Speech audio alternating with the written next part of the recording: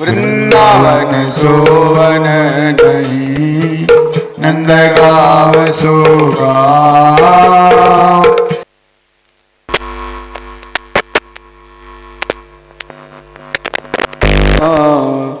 केवल भगति सदमा श्री गुरु चरण पद्म केवल भगति सदमा वंदाओं में सावधान मनों से जाके प्रसाद भाई संसार पार जाई। जाके प्रसाद भाई संसार पार जाए। कृष्ण प्राप्ति हुई जिन चरण से हाँ कृष्ण प्राप्ति होए जिन चरण से। गुरु मुख पद्मवाणी हृदय में एक वाणी। गुरु मुख पद्मवाणी हृदय में एक वाणी। और ना करो ही मन आशा और ना करो हे मन आशा। गुरु चरण जिनकी कृपा पूरी अभिलाषा। जिनकी कृपा पूरे अभिलाषा। नित्य चक्षु लियो जोई जन्म जन्म प्रभु सोई। नित्य की है प्रकाश दिव्य ज्ञान कियो है प्रकाश। प्रेम भक्ति हो कृपा से अविद्या विनाश जासे। प्रेम भक्ति हो कृपा से अविद्या विनाश जासे। वेद गावे जिनको विलासा वेद गावे जिनको विलासा। श्री गुरु करुणा सिंधु आलम तनों की बंधु। श्री गुरु करुणा सिंधु अधम जनों के बंधु। लोकनाथ सर्वलोक जीवना लोकनाथ सर्वलोक जीवना। प्रभु करो दया प्रभु करो दया मोहि निजे पद छाया। प्रभु करो दया मोहि निजे पद छाया। चैतन्य प्रभु नित्यानंद। श्री कृष्ण चैतन्य प्रभु नित्यानंद। अद्वैत गदाधर श्रीवासादि गौर भक्त वृंदा। श्री अद्वैत श्रीवासादि गौर भक्त वृंदा। कृष्ण हरि प्रभु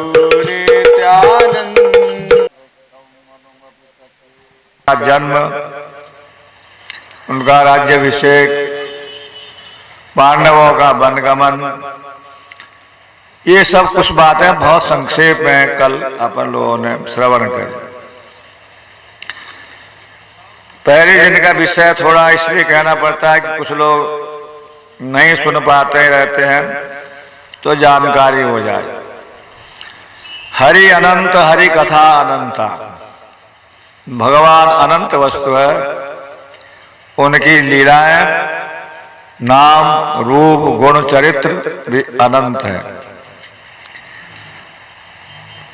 समुद्र जिस प्रकार से अथाह है उसका पार नहीं पा सकते हैं, जितने जिसकी हिम्मत होती है उतना उसमें तैरता है।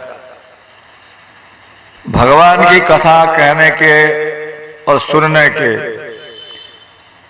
अधिकार जो दिए गए हैं शास्त्र में, हमारे पास नहीं है। फिर आप लोग कहेंगे काहे को बैठे हो आसन पर ऊपर? हमारे गुरु संतों की आज्ञा है भगवान की चर्चा करनी चाहिए। जो उनके श्री मुख से श्रवण करने का सुयोग मिला उसको हम दोहराते हैं। अच्छाई है तो उनकी कृपा, उनकी वाणी है, और कुछ इसमें मिक्सचर बनाकर हम कहते हैं तो हमारा दोष है। ये कलयुग है, इसमें हम और साधन कर नहीं सकते हैं। न वन में जा सकते हैं, न त्याग है, न वैराग्य है, भोग बुद्धि हमारी सब है। लेकिन भगवान का नाम कीर्तन एकमात्र ऐसा आश्रय है जिससे पापी तापी सभी का कल्याण होता है।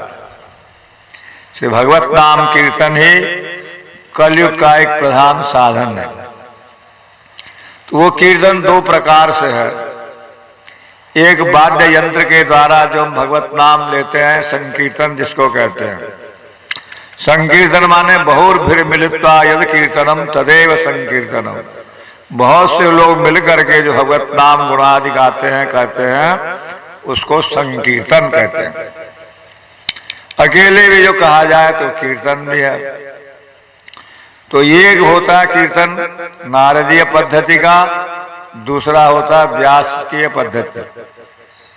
नारदीय पद्धति में वाद्य यंत्रों के द्वारा भगवत नाम गुणानुवाद गाया जाता है, और व्यासकीय पद्धति में जैसे व्यास गद्दी पर बैठ के भगवान के नाम रूप गुण लीला वर्णन करना, ये भी कीर्तन है। अपने यहाँ श्रीमद् भागवत में भक्ति के 9 अंगों का वर्णन है। श्रवणम कीर्तनम विष्णु स्मरणम पाद सेवनम अर्चनम वंदनम दास्यम सख्यम आत्मनिवेदनम। एक अंग साधे केहू साधे बहु अंग निष्ठा होले उपजय प्रेमेर तरंग। कोई एक अंग पालन कर लेता है, कोई बहुत से अंगों का पालन कर लेता है। एक एक अंग भी अगर ठीक से पालन हो जाए तो उससे ही भगवत प्राप्ति हो जाती है। बहुत से अंग पालन करे तो और अच्छी बात है। अम्बरीश आदि भक्तगण राजा होते भी उन्होंने बहुत से भक्ति के अंगों का पालन किया। इन्हीं 9 प्रकार के अंगों को हमारे आचार्य ने 64 प्रकार से वर्णन किया है। 64 भक्ति के अंग हैं, उनका विस्तार से है। जिसमें भगवान की आरती करना भी एक भक्ति का अंग है, भगवान की परिक्रमा करना भी अंग है, उत्सव महोत्सव मनाना भक्ति का अंग है, एकादशी व्रत आदि करना भक्ति का अंग है। इस प्रकार से गौ, ब्राह्मण, तुलसी, आंवला, अश्वत्थ, पीपल आदि की सेवा करना ये भी भक्ति के अंग हैं। ये सब उसके अंतर्गत आ जाते हैं। अब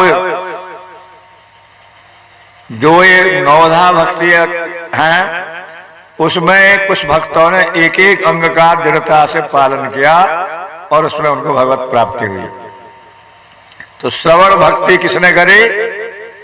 परीक्षित महाराज ने 7 दिन रात भगवत कथा सुनते रहे और भगवत धाम को चले, भगवान की प्राप्ति करे।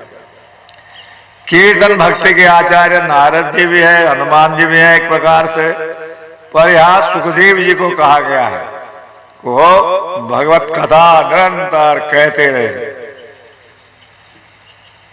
स्मरण भक्ति के आचार्य प्रहलाद जी को कहा गया है भगवान का स्मरण करते रहे। बंधन भक्ति के आचार्य कौन है? अक्रूर जी को कहा गया है श्रवणम कीर्तनम स्मरणम बंधनम। अर्चन भक्ति के पृथु महाराज, पाद सेवन के लक्ष्मी जी, दास्य के हनुमान जी, सख्या के अर्जुन और आत्मनिवेदन के भक्ति के बलि महाराज। मर्यादा में बलि महाराज, प्रेम मार्ग में गोपियों ने आत्मनिवेदन किया। एक एक अंग पालन करने से इन सब का भगवत प्राप्ति, भगवत दर्शन हुआ। अब जो हम प्रसंग यहां पर वर्णन कर रहे हैं, भागवत कोई परीक्षित को सुनाई गई उसके बाद प्रारंभ हुआ, ऐसा नहीं है। ये अनादि है। जैसे भगवान अनादि हैं, उनकी कथा भी अनादि है। पर लोकों में, संसार में प्रचलन हुआ परीक्षित जी के माध्यम से। इस कथा के मूल सूत्र हैं जो परीक्षित वाचक हैं सुखदेव जी। अब यहाँ पर अभी थोड़े से लोग हमें, फिर अब हमको जो विषय आ गया उनमें उसको कहना है। मैं एक गांव में गया तो वहां प्रभात फेरी निकाली, कुछ भजन कीर्तन होना था, सत्संग। गांव के लोग आए, बहुत भीड़ थी। जैसे ही अब सामने टीला है, इधर कोई इधर बैठे हैं और बीड़ी फूंक रहे थे। तो मुझे कुछ कहना था। मैंने कहा आप लोगों ने भागवत कथा सुनी है? बोला हाँ महाराज, हमारे गांव में 24 भागवत हो चुकी है। अभी एक मंदिर बन रहा है, उसकी प्रतिष्ठा होनी है और 25वीं भागवत उसमें होनी है। वक्ता कौन है कि वृंदावन से बड़े विद्वान हैं, वो आते हैं, कभी कोई आता है, अभी दूसरे आ रहे हैं। बहुत अच्छी बात है, आप लोगों ने 24 भागवत है सुननी है, 25 है सुनने जा रहे हो। तो आप लोगों को तो मालूम होगा कि परीक्षित महाराज कौन थे। तो सब और देखने लगे। बोले महाराज नहीं, हमारे गांव में कोई परीक्षित नहीं। मैंने कहा जय वो 24 भागवत की।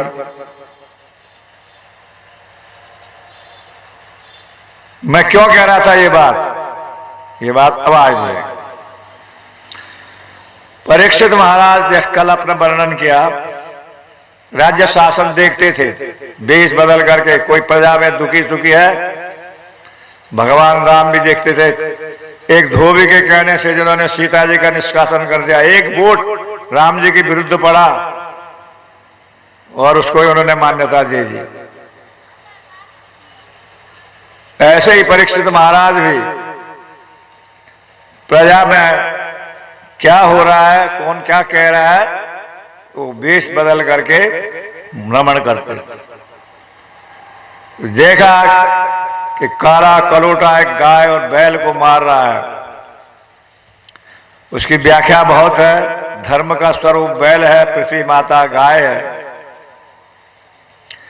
धर्म के 3 पैर टूटे हुए हैं, धर्म 4 पैरों पर टिका हुआ है। जैसे ये टेबल है, तख्त है, 4 पैर है। अगर एक पैर कम टूट जाए तो लंगड़ा हो जाता है।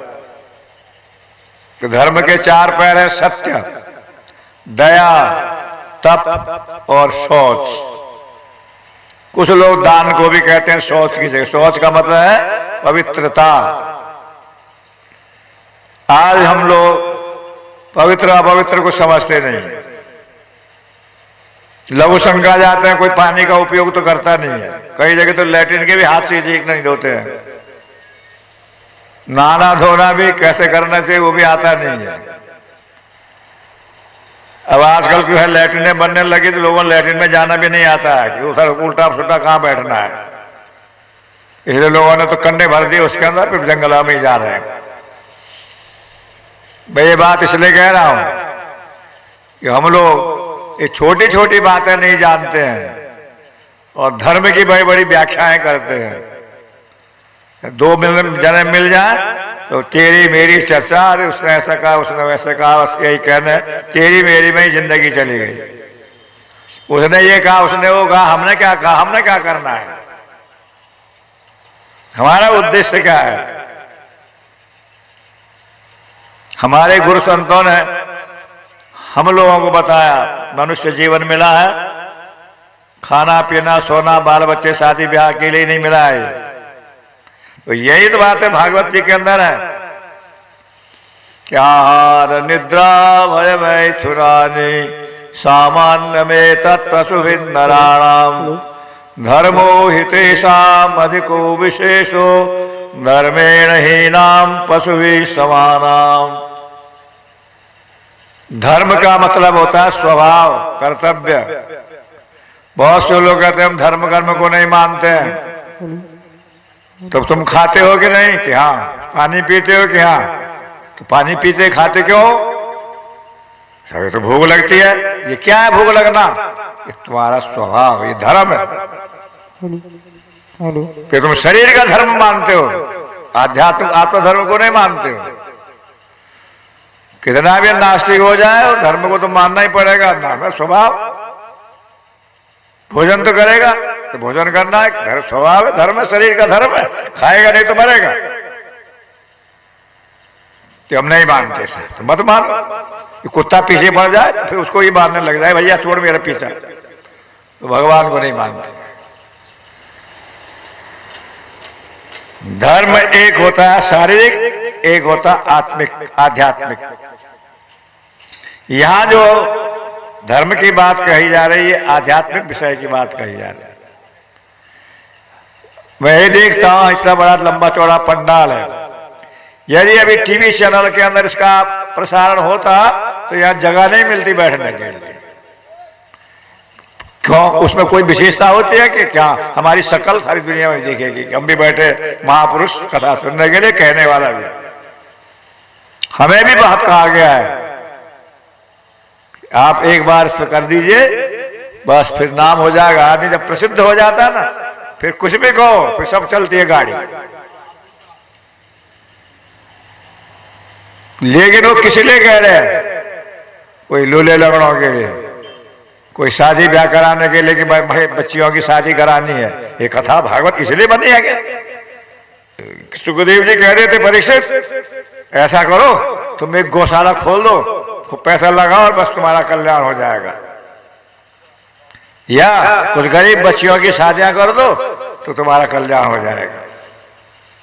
जिनके हाथ पैर आदि जो है लुले लगड़े हो गए, उनके जो है ऑपरेशन करा दो, बस तुम्हारा आत्म कल्याण हो जाएगा। ये बात तो कहीं नहीं लिखी भागवत के अंदर।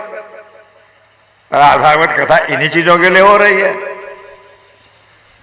समझना चाहिए, जानना चाहिए। एक आध्यात्मिक ग्रंथ है ये, और इस ग्रंथ को हमने शरीर के लिए बना दिया। अब लोग कहते हैं साहब सब काम हम शरीर से ही करते हैं, छाता फाता तो कुछ दिखता नहीं है, फिर मुर्दा क्यों नहीं करता है? तो शरीर से करते हैं, तो उसमें क्या चीज कमी है बताओ? ये ABCD है, यहां से धर्म की बात शुरू होती है। ये माइक है, इसे आवाज आ रही है, स्टैंड है, तार लगा है, ये सब यंत्र है बने हुए। और बिजली चली जाए तो ये सब यंत्र तंत्र सब धरे धरे धरे। बिजली इसकी आत्मा, तो वो भी चाहिए और ये यंत्र भी चाहिए। तो शरीर के द्वारा हम सब काम करते हैं, कब? जब इसमें हम आत्मा है, उस आत्मा को जानना चाहिए। वो मैं हूं, हम है, पर हम समझते हैं शरीर में हूं, ये हमारी गलती है। यही से हमारी अज्ञानता शुरू होती है। शरीर में नहीं, शरीर मेरा है। यही बात तो कही गई यहां भागवत जी के, यही गीता में कही गई है, यही सब शास्त्रों में कही गई है। शरीर और शरीरी, मैं और मेरा हाथ, मैं मेरा शरीर, मैं मेरा सिर एक है क्या? मेरा सिर दुख रहा है, मेरा सारा बदन दुख रहा है, मेरा तो मैं इससे अलग हूं। कोई मेरा मकान जो है टूट रहा है सर, तो मैं मकान तो नहीं हो ना, और हम सब लोग समझते हैं शरीर में हूं, ये हमारी अज्ञानता है। शरीर हमारा घर है, इसमें मैं आत्मा रूप से रहता हूं। शरीर माता पिता के द्वारा पैदा होता है, आत्मा भगवान का अंश है। इसलिए मूल में हम भगवान के हैं, थे। गाना भले ही गाते हैं, तुम हमारे हो प्रभु जी हम तुम्हारे, ये कहते जरूर है, सोच ले रहे मैं बिजाने के लिए।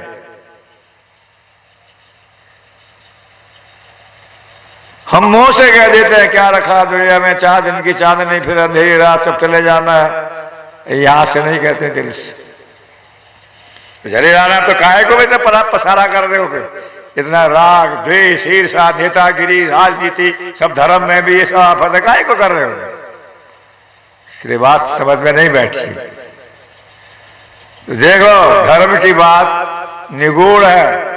धर्मस्य तत्त्वं हितं गुहायाम महाजनो ये न गतो स्वपंथा। श्रेष्ठ महात्मा महाजनों ने जो 12 हुए हैं, उन्होंने जो बात कही है उस रास्ते पर चलना ही यथार्थ धर्म है। तो देखो गाय और बैल को मार रहा था, कुछ कौन हो कि मैं कलयुग हूं। आज जिस युग में हम रह रहे हैं ये कलयुग है। कलयुग मान कल है, लड़ाई झगड़े का युग। वैज्ञानिक कहते हैं कल कारखाने का युग, कंप्यूटर का युग, मशीनरी का युग। वो भी एक और हो सकता है, परंतु शास्त्र के अनुसार लड़ाई झगड़ा जहां कलह होता है उसको कलयुग कहते हैं। किस बात पर? जरा सी बात पर, रास्ता चलते ही घर घर में लड़ाई झगड़ा। तो एक कलयुग तो मेरे राज्य में नहीं रह सकता है, फिर कहां रहो? मेरे राज्य से बाहर चले जाओ। कलयुग ने कहा सब जगह आपका राज्य, पांडवों का राज्य, भारत का शासन समस्त विश्व में था महाभारत के समय। और वैसे भी अंग्रेजों के समय में भी भारत की सीमाएं, जहां पाकिस्तान था नहीं बना, नेपाल, तिब्बत, बर्मा, म्यांमार जिसको आजकल कह रहे हैं, श्रीलंका भी ये भारत का ही अंग था। धीरे धीरे एक एक करके सब अलग होते गए और स्वतंत्रता के समय भारत के 2 टुकड़े पूर्व और पश्चिम बन गए। तो भारत का शासन सारे विश्व में होने पर कलयुग ने कहा कि मैं कहां जाऊं, कौन सा देश जाऊं, जहां जाऊंगा वहां आप मुझे धनुष बाण लिए दिखते हैं। तब कलयुग ने कहा, परीक्षित ने सोचा कलयुग सबसे दोषों का एक घर है। यद फलम नास्ति तपसा न योगेन समाधिनो तत्फलम लभते सम्यक कलो केशव कीर्तनात्। कलयुग में भगवान के नाम से सब कुछ प्राप्त हो जाता है। जो तपस्या त्याग वैराग्य से नहीं मिल सकता है, भगवान के नाम से मिलता है। क्यों? भगवान और भगवान का नाम अभिन्न है। अब इस विषय में बहुत सी बातें कही जाएंगे, अजामिल उपाख्यान भी आएगा। इसलिए उसको रहने के लिए कुछ जगह दे दी। क्या दिया उसको? द्यूतम पानम स्त्रियो सूना यत्रा धर्म चतुर्विध। जहां जुआ खेलते हैं वहां कलयुग तुम चले जाओ, वहां रहने। जुआ खेलेंगे तो लड़ाई झगड़ा हो जाएगा। पान, नशा, बीड़ी, सिगरेट, भांग, अफीम, गांजा, ये जो करते हैं उनकी खोपड़ी में कलयुग घुस जाता है। कुछ महापुरुष आजकल कहते हैं भगवान शंकर तो खूब भांग छानते हैं तो अपन भी छानेंगे, उनका प्रसाद है शंकर जी का। तो शंकर जी जहर भी पीते हैं, सांप बिच्छू भी लिटाते गले में। तो एक सांप रख लो तकिए के नीचे, बिच्छू रख लो, एक जहर जो है पी लो। भांग में शंकर जी की दुहाई। भगवान ने माखन चुराया तो हम भी चोरी करेंगे, और उन्होंने गोवर्धन उठाया तो इन बातों को समझना चाहिए। किसी प्रकार का नशा नहीं करना चाहिए। तो उस गांव में ने जो बात कही थी ना कि आपने परीक्षित का नाम सुना, इसलिए कही थी कि वो सब बीड़ी फूंक रहे थे वहां आपस में इधर उधर बैठ के। तो भागवत में नशे की बात मना की है, नहीं पीना चाहिए। अब कोई महात्मा आजकल दम मारो दम मिट जाए गम, आजकल गाना बन गया है, वो गलत है। कुंभ के मेला में ऐसे नागा बाबा भी आते हैं, हमारे कुछ महात्मा लोग चिरम सुलगाते रहते हैं, गलत है। किसी किस्म का नशा नहीं करना चाहिए। कभी कोई जुआ, आजकल तो जो है क्रिकेट मैच कुछ होता है उसमें लाट के भूख लगते, क्या बोलते हो, छट्टा, हम तो जानते भी नहीं है, बस सुना है कैसे करते हैं लोग। स्त्रियों हमारे व्यभिचार वैश्यागमन आदि, अपनी पत्नी को छोड़ करके दूसरे के प्रति कुभाव रखना, वहां कलयुग का कलह लड़ाई झगड़ा होगा, नहीं रखना चाहिए। एक विवाह पर खूंटे से बंधो, उसके बाहर मत ताका झांकी करो। सोना माने जीव हिंसा, ठंडे हो मंडे नित खाओ अंडे नहीं, छोड़ दो इस चीज को। आजकल कुछ लोग कहते हैं अंडे भी शाकाहारी होते हैं, मालूम है? अंडा काहे से बनता है?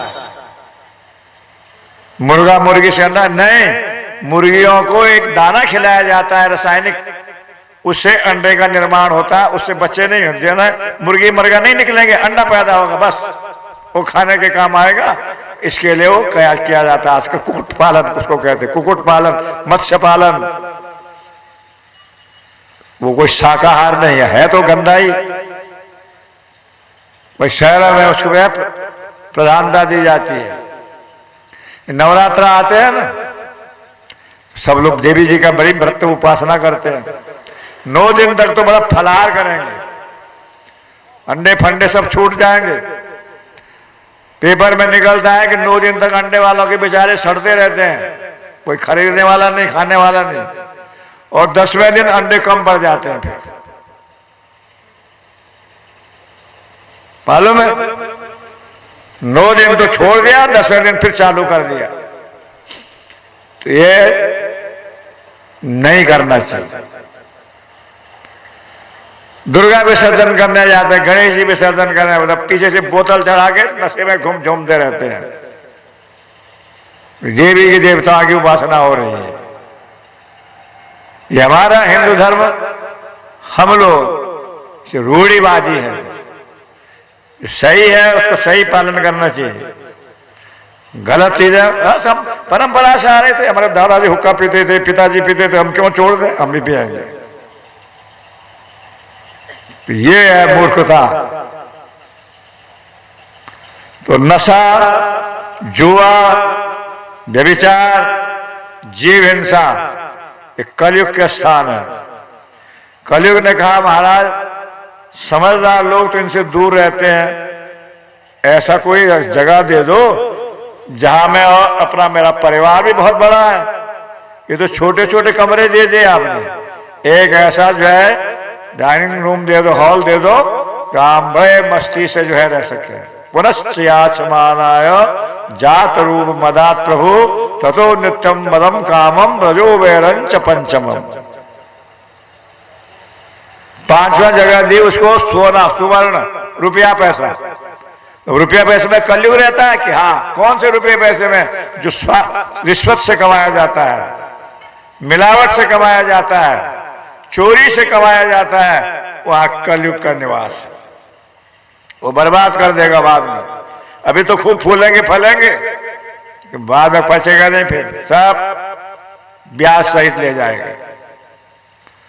तो 5 जगह कलयुग को रहने की जी। कलयुग बड़ा प्रसन्न हो गया। तो मैंने जो प्रसंग बताया ना कि कल परीक्षित का नाम जानते हो कि ना, पता ही नहीं उनको, वो इसी उद्देश्य से कहा था कि अगर सुनी होती भागवत तो बीड़ियां नहीं फूंकते। फिर देखो, एक जगह हमारे कुछ लोग बाजार सामान लेने गए, ठाकुर जी के कपड़े वगैरह, तो वहां एक भागवत पंडित कहने वाले, उसका जजमान भी गए दुकान में। साहब हमको जो है भागवत के लिए कपड़े वपड़े चाहिए। अब ये ऐसे बोल रहे, गांव में बड़ी भागवत हो रही है हमारे शहर में, कौन कर रहा है? वो पंडित जी बैठे थे, ये कर रहे हैं। बहुत अच्छी बात है। थोड़ी देर में पंडित जी ने सिगरेट निकाली और पीने लग गए। हमारे एक जन ने बोला, क्यों पंडित जी आप भागवत कहते हैं कि हाँ, तो आप सिगरेट पी रहे हो? बोला, मैं जब गद्दी पर बैठता हूं तो पानी भी नहीं पीता हूं। हो सकता है आप गद्दी पर सांस भी न लेते होंगे, ये भी हो सकता है, परंतु आगे पीछे सब कर सकते हैं आप। ये लोग आप उपदेश भाषण देते होंगे, गद्दी में तो कोई भी नहीं पीता बीड़ी सिगरेट, न कुछ घरे डोलता है, तो आगे पीछे कर सकते, करना चाहिए क्या? बस चुप हो गए। तो जीवन में उतारने के लिए है, नहीं गद्दी में बैठ के हम पानी भी नहीं पीते हैं, कोई कहता हम सांस भी नहीं लेते हैं। अब भगवान जाने वो सांस लेता है कि नहीं लेता, परंतु कह दे कोई, तो ये ठीक नहीं है। कलयुग ने देखा, परीक्षित महाराज ने एक मुकुट पहना जरासंध का, जिसको कोई नहीं पहनता था। उसने अन्याय से उस मुकुट को बनाया था, राजाओं को बंदी बनाया, उनकी संपत्ति छीने, अच्छा सोने का जो है मुकुट, हीरे जवाहरात जर्दी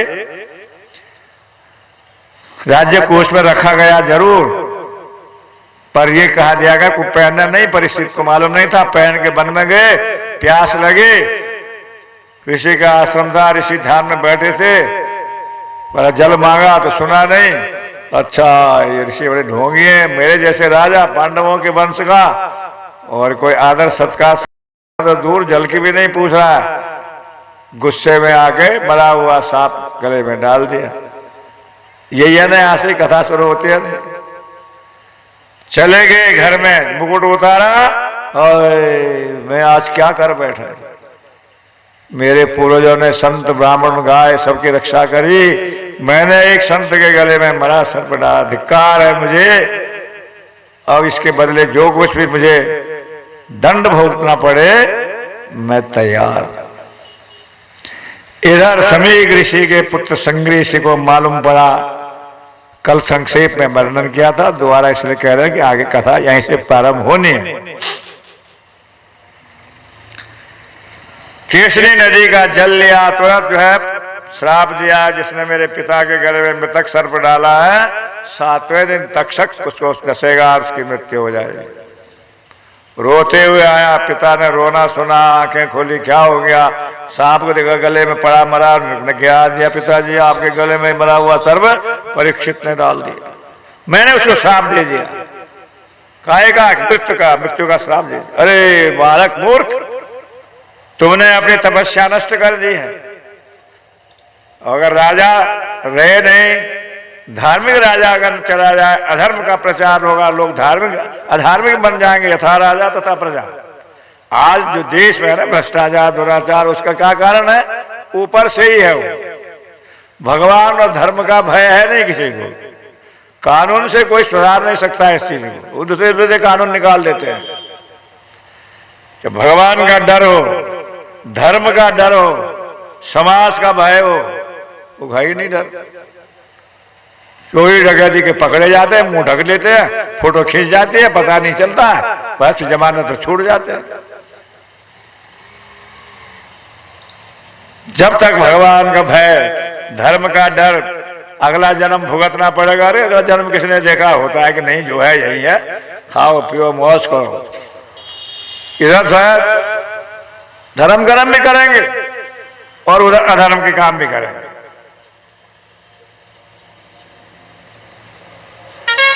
पुत्र को डांटा ऋषि ने, ये उचित नहीं करा तुमने, से एकदम जरा सी गलती पर वो मृत्यु का श्राप दे दिया।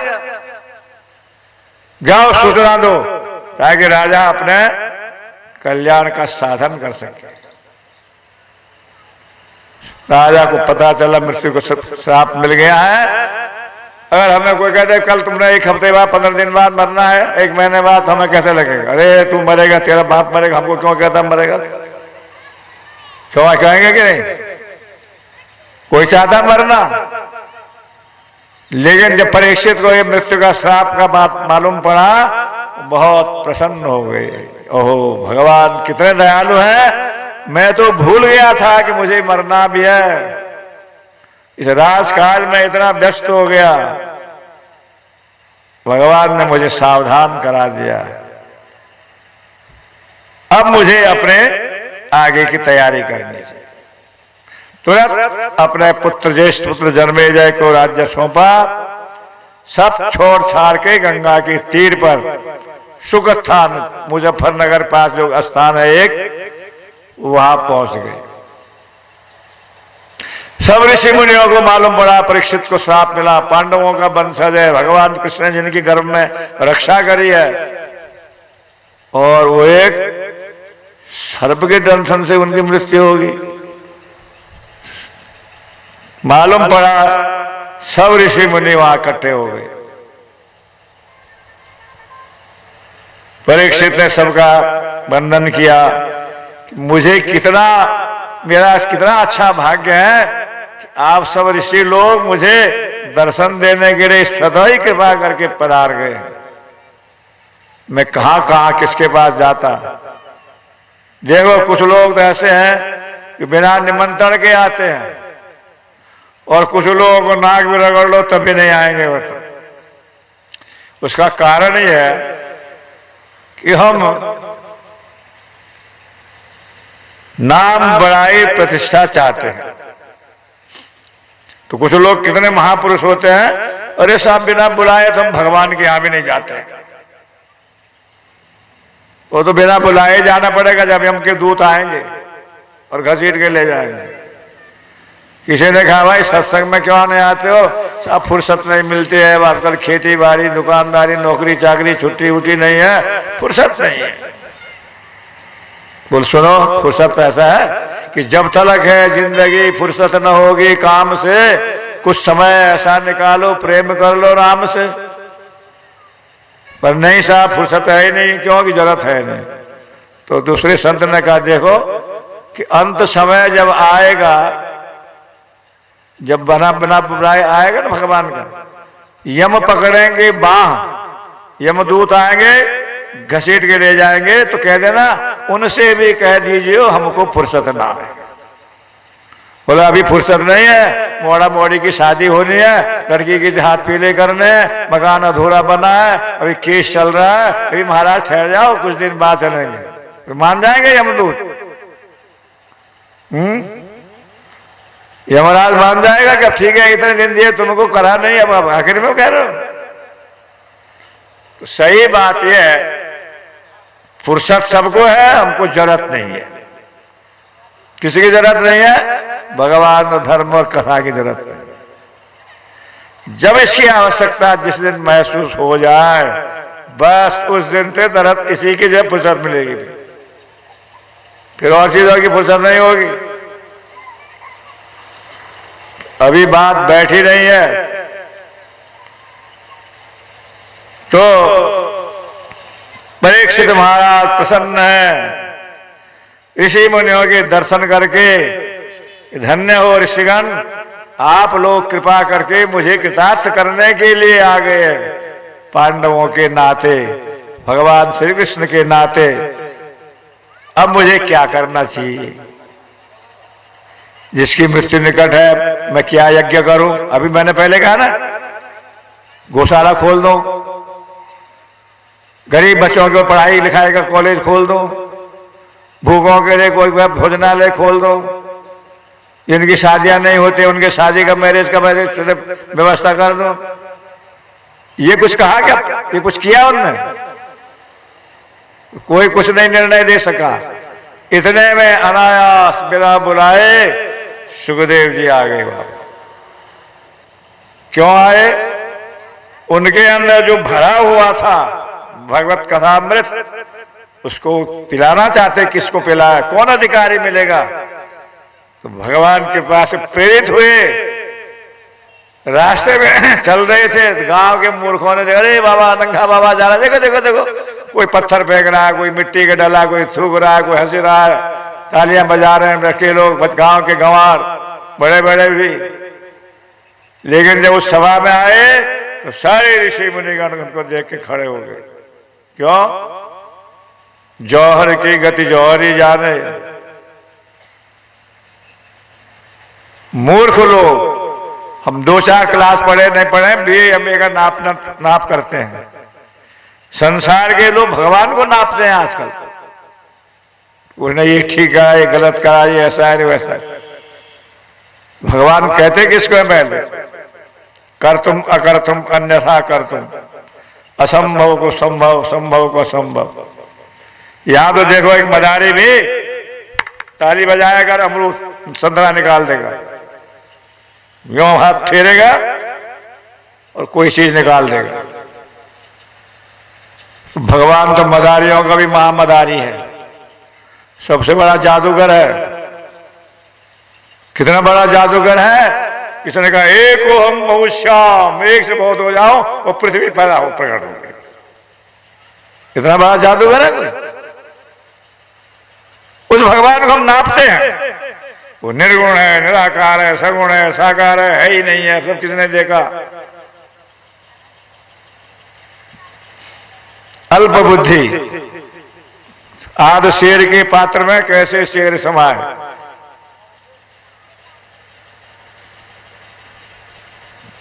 छोटा बाट और जो है क्विंटल नापने चले अपन, 100 ग्राम 50 ग्राम से क्विंटल नापने चले गए। देखो सुखदेव जी का आदर सम्मान का ऋषि मुनि जानते हैं कि किस दर्जे के हैं, जिन्हें अपने शरीर की शुद्ध बुद्ध नहीं है, स्त्री पुरुष का ज्ञान नहीं है। कल भी हमने संकेत किया, जब जा रहे थे व्यास जी पीछे पीछे पुत्र पुत्र कहते हुए, देवांगनाओं ने वस्त्र पहन लिए। व्यास जी को मैंने पूछा, मुझे जब देख के वस्त्र पहन लिए, पुत्र जवान युवक है, उसको देख के संकोच नहीं लगा कि नहीं? क्यों? उसको स्त्री पुरुष का ज्ञान ही नहीं है। ऐसे बालक छोटा बच्चा होता है। लेकिन आप तो पूछ रहे हो, आप भले ही बूढ़े हो गए, लेकिन आपको ज्ञान है कि स्त्रियां है, ये पुरुष है, ये बालक है, ये ऐसा है, ये वैसा है। ऐसे अवधूत कुल चूड़ामणि सुखदेव जी उस सभा में पहुंचने पर सब ने कहा, परीक्षित अब आपकी तो लॉटरी खुल गई, ये जो कहेंगे वो आप करें। सुखदेव जी ने बड़ा उनका अभिनंदन किया।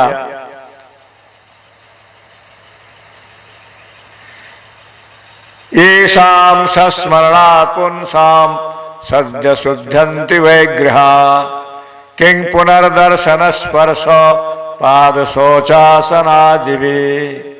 जिन संतों के दूर से याद करने पर गृहस्थियों के घर द्वार पवित्र हो जाते हैं, वो साक्षात आज सामने आ गए।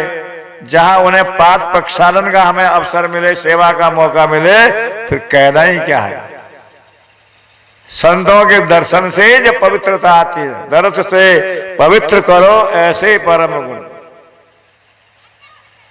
गंगा जी में डुबकी लगाएंगे, आसमन करेंगे तो कहीं पाप नष्ट होंगे, पर भगवान और भक्तों का स्मरण मात्र करने से पाप ध्वंस हो जाते हैं और उन पर प्रीति शुरू हो जाती है। भगवान आपने बड़ी कृपा करी। अब कोई कह देता हमारे साहब महाराज किसने बुलाया आपको, कैसे आ गए आप बिना बुलाए यहाँ पर? ऐसे मूर्ख लोग नहीं थे, सब समझदार विद्वान थे वहां पर। सब ने उनका आदर सम्मान करा। व्यास जी भी वहां था। जिस पुत्र के पीछे पीछे गए वो पुत्र आता नहीं था, आज स्वतः आ गया है। क्यों आ गया है? अब सुखदेव जी से पूछा, भगवान जिसकी मृत्यु निकट है उसको क्या करना चाहिए, और हर प्राणी को क्या करना चाहिए जीवन में? दो प्रश्न हैं। प्रत्येक व्यक्ति का कर्तव्य क्या है और जिसकी मृत्यु अब होने वाली है उसको क्या करना है? ये दोनों ही प्रश्न एक दूसरे से ही जुड़े हुए हैं। तो मरणासन व्यक्ति को क्या सुनना चाहिए, क्या करना चाहिए, क्या स्मरण करना चाहिए? सुखदेव जी ने कहा, धन्य हो राजन, तुम्हारे जैसे प्रश्न तो कोई कोई बिरले ही करते हैं। क्यों? लोगों को आजकल मौत का भी डर नहीं लगता है। ये सबसे बड़े आश्चर्य है। संसार में दिन भर तो काम धंधे में चला जाता, नौकरी चाकरी दुकानदारी खेती बाड़ी, रात को तो नींद या विषय भोगों में चली जाती। निद्रया ह्रियते नक्तम व्यवावेन च वावयः दिवाचार्थे है राजन कुटुंब भरणे नवा। दिन तो कुटुंब परिवार के भरण पोषण नौकरी चाकरी में, और रात विषय भोग अथवा नींद में चला जाता है। मृत्यु होनी है ये जानते हुए भी वो दिखती नहीं है, अगर वो भी देखा जाएगा, सभी मरते हैं तो हम ही मरेंगे, कौन सी बड़ी बात। ये बड़े आश्चर्य की बात। महाभारत में पांडव लोग जब वन में थे, प्यास लगी, ब्रज में एक कामा वन है, वहां वो स्थान है आज भी। जो 84 को यात्रा करते हैं तो आप देखते हैं, हमारे साथ भी कई लोग गए, वो धर्म कुंड कहते हैं उस स्थान को। अब आज तो जीर्ण शीर्ण अवस्था में सब गंदे हो गए। वो दूर से देखा भीमसेन ने कि वहां 2 हरे भरे पेड़ हैं, जहां हरियाली है वहां संभव है पानी होगा। तो सहदेव जो छोटे भाई थे उनको भेजा, तो वह सचमुच बड़ा सुंदर जलाशय था। पीने लगे तो आवाज आई, ए यहाँ का जल नहीं पी सकते हो, क्यों? पहले मेरे प्रश्नों का उत्तर दो। बहुत से प्रश्न थे, तो एक एक श्लोक में वो 4-4 प्रश्न। को पंथा किमाश्चर्यम को वार्ता कस्य मोदते मामेतान चतुर प्रश्नान कथम मित्वा जलम प्यव। मार्ग सही रास्ता क्या है? आश्चर्य क्या है? वार्ता किसको कहते हैं? सुख किसमें है? उत्तर न दे पाए, बेहोश हो गए। बहुत देर हो गई, नकुल को भेजा, वहां देखा भाई पड़ा है, पानी लेने लगे, आवाज आई, उत्तर नहीं दे पाए, बेहोश। फिर अर्जुन गए, भीमसेन गए, चारों भाई मूर्छित हो गए। अंत में युधिष्ठिर गए, वहां एक यक्ष प्रकट हुआ। तुम्हारे भाइयों ने जबरदस्ती जल लेना चाहा, मेरे प्रश्न का उत्तर तुम दो तो पानी पी सकते हो, तुम्हारे भाई भी जीवित हो जाए। तो उसमें ये प्रश्न ये की है, जो यहाँ प्रसंग है, आश्चर्य क्या है दुनिया, किम आश्चर्यम। तो युधिष्ठिर महाराज ने जवाब दिया, अहम हन्यानि भूतानि गच्छन्ति यम मंदिरम शेष स्थिवरिच्छन्ति किमाश्चर्यमत परम। आजकल के आश्चर्य क्या है? ताजमहल, कुतुब मीनार, हावड़े का पुल और मोबाइल फोन, टीवी और वैज्ञानिक उपकरण आदि। ये है, आज पढ़ाए भी ये जाते हैं ना। युधिष्ठिर महाराज कहते हैं, हम देख रहे हैं कि हमारे सामने मेरे से छोटी उम्र के मर रहे हैं, मेरी उम्र के मर रहे हैं, और हमसे बड़े बूढ़े को मर रहे हैं। मृत्यु को देखते हुए भी शमशान में जाकर भी ये समझते हैं कि हम तो मरेंगे नहीं, बाकी सब मरेंगे, हम अजर अमर हैं। ये सबसे बड़ा आश्चर्य है।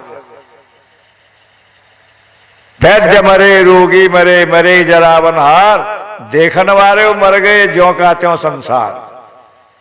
दुनिया कई वर्षों से चली आ रही है।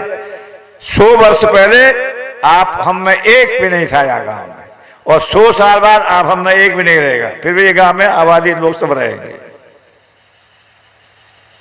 आद्यवा शतांतवा मृत्युर्वय प्राणी नाम ध्रुव। आज हो या 100 साल बाद हो, मृत्यु अवश्यंभावी सत्य है।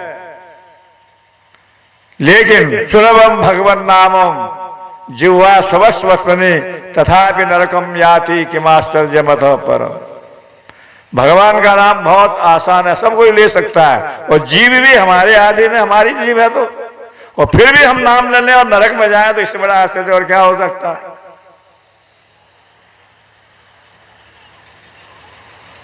सुखदेव जी कहते हैं, परीक्षित तुम जो प्रश्न कर रहे हो ये बहुत बुद्धिजीवी लोग प्रश्न करते हैं, आत्मज्ञानी लोग ही ऐसा पूछते हैं। बाकी लोगों को तो पूछ क्या पूछना है कि हमारे नौकरी कैसे लगेगी, मुकदमा कैसे जीते, शादी कैसे होते, बच्चे कैसे होंगे, क्या होगा, ये पूछना। जब भगवान कैसे मिलेंगे, जीवन का वास्तविक उद्देश्य क्या है, ये कौन पूछता है, किसको जरूरत है इसकी।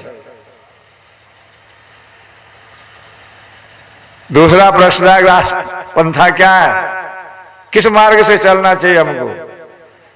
तर्को प्रतिष्ठा सुतयो विभिन्ना नैको ऋषिर्यस्य मतम न भिन्नम धर्मस्य तत्त्वं निहितं गुहायां महाजनो येन गतो स्वपंथा। धर्म का तत्व बड़ा निगूढ़ है।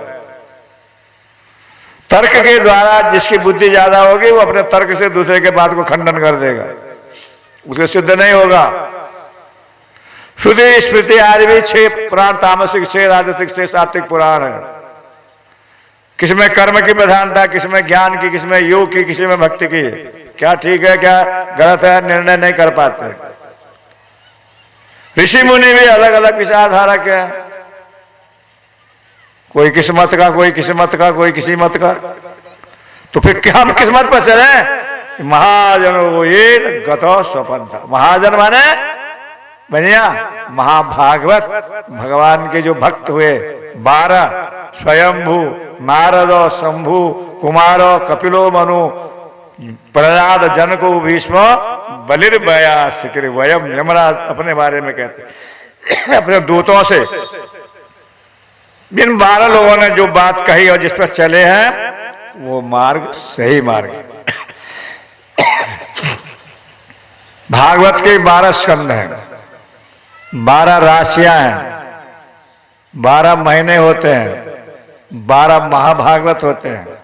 वैष्णव लोग शरीर के 12 अंगों में 12 तिलक लगाते हैं, इसका विशेष महत्व है। इन्होंने जो मार्ग बताया यही मग चलत सुगम मोई भाई। इस मार्ग में चलना सरल और सुगम है। प्रश्नों के उत्तर दिए, सबका समय नहीं बोलने का। यक्ष ने कहा तुम कौन से भाई को जिंदा चाहते हो। मेरे नकुल सहदेव में एक भाई को जिंदा कर दो। अरे तुम्हारे भीमसेन अर्जुन बड़े बलशाली हैं, उनको क्यों नहीं चाहते हो। कि मैं अपनी माँ कुंती का एक पुत्र हूं जिंदा, मेरी भी माता माद्री जो थी उनके 2 पुत्र नकुल और सहदेव हैं, उनमें से भी एक जिंदा हो जाए। युधिष्ठिर की धर्म बात को सुन करके यक्ष कौन थे, वो धर्मराज ही थे, प्रकट हुए। तुम्हारी धर्म निष्ठा को मैं देख के प्रसन्न हो, जाओ तुम्हारे 4 भाई जीवित हो जाए और वहां से ले चले। तो यहां पर भी जो है सुखदेव जी कहते हैं राजन, ये लोग मृत्यु को देख करके भी मृत्यु को देख नहीं पाते। कहते सब है क्या रखा 4 दिन की चांदनी, फिर अंधेरी रात का न जाना, साथ में सब पड़ा रहेगा यही। तो वो कहते कहां से है, यहां से नहीं। तो अब एक उदाहरण देते हैं। एक बुढ़िया थी, बेचारी का जवान लड़का मर गया, पोता था। पोते का पालन पोषण करती, जंगल से लकड़ी लावे, किसी के बर्तन भांडे मांस देवे, झाड़ू बुआरी रसोई पानी, अपना जीवन निर्वाह करती। जब जंगल से लकड़ी लाए तो थक जाती थी बेचारी, तो रोज जो है रोजा पटकते, हे यमराज कहाँ मर गया, सबको ले जाता है, मुझे क्यों नहीं ले जाता। यमराज को गाली दे गए। सब तो मरते हैं ना, कोई कभी जवान भी मरता है, बूढ़ा भी मरता है, बच्चे भी मरते हैं, तो मुझे क्यों नहीं मारता है, मेरे दिल संकट से मेरा पेट छूट जाए। कई दिन बाद एक दिन बड़ा बोझा था, लकड़ी का पटका, अरे कहाँ मर गया यमराज, तो मुझे नहीं ले जाता। यमराज आगे, कौन है भैया, आप यमदूत यमराज हो, कैसे आए हो। अब तुमको ले जाने आया हो, बस तुम्हारा समय हो गया, बहुत बुलाते थे, गालियां देते थे, अब चलो मैं तुम्हारे प्राण खींचता हूं। अरे दादा ऐसा मत करो, अरे ऐसे मत करो, तुम तो वो चिल्लाते थे कब आओगे कब ले जाओगे। बोले नहीं इसलिए बुलाया कि लकड़ी का बोझा बहुत भारी है, कोई उठाने वाला नहीं था, मेरे सिर में उठा दे भैया, मैं घर ले जाऊं इसको। सुन रहे हो ध्यान से, नहीं ध्यान कहीं और लोगों का। क्यों भाई सुन रहे ध्यान से, नहीं सुन रहे। क्या कहा उसने, मैंने तो लकड़ी का बोझा उठाने के लिए बुलाया तुमको, और रोज कहते कब आओगे मुझे ले जाओ। हम लोग भी बाहर से ही सब कहते हैं, अंदर से नहीं कहते। रास्ता चलते हैं ना, कोई कांटा बैठ जाए पैर में तो क्या होता है, क्या होता फिर? हमारी चाल बदल जाती। ऐसे भगवान की कथा रूपी कांटा यहां बैठ जाए जिस दिन, तो हमारी रहनी सहनी बदल जाएगी उससे। अभी बैठी नहीं, ये कथाएं बैठने के लिए है। अब मृत्यु निकट है उसके लिए कथा है। जब हम अपने को समझ नहीं रहे कि मरे तो हमारे जवान बैठेगी नहीं भागवत कथा, भले हम सुन लेंगे, कई बार सुनी होगी, बहुत जगह सुनी होगी, सबने कथा है, पढ़ी भी होगी, उसमें चल नहीं पाते। वही बस कोलू के बैल बने हुए अपन, ये कोलू के बैल छुड़ाने के लिए ये कथाएं हैं। बहुत हो गई, बहुत गई, थोड़ी रही नारायण अब चेत, काल चिड़ैया चुग रही निस दिन आयु खेत। गाना भी सुनते, एक दिन पड़ेगा जाना, क्या वक्त क्या जमाना, कोई न साथ देगा, सब कुछ यहीं रहेगा, जाएंगे हम अकेले इस जिंदगी के मेले, दुनिया में कम न होंगे अफसोस हम न होंगे, बस सब कुछ होंगे। होंगे यही बहारें, उल्फत की यादगारें, बिगड़ेगी और बनेगी दुनिया यहीं रहेगी, होंगे यही बहारें। जाएंगे हम अकेले जिंदगी के मेले, दुनिया में कम न होंगे अफसोस हम न होंगे। ये सब सुनते जानते हुए भी अनजान हम बन जाते हैं। सुखदेव जी कहते हैं, परीक्षित तुम्हारा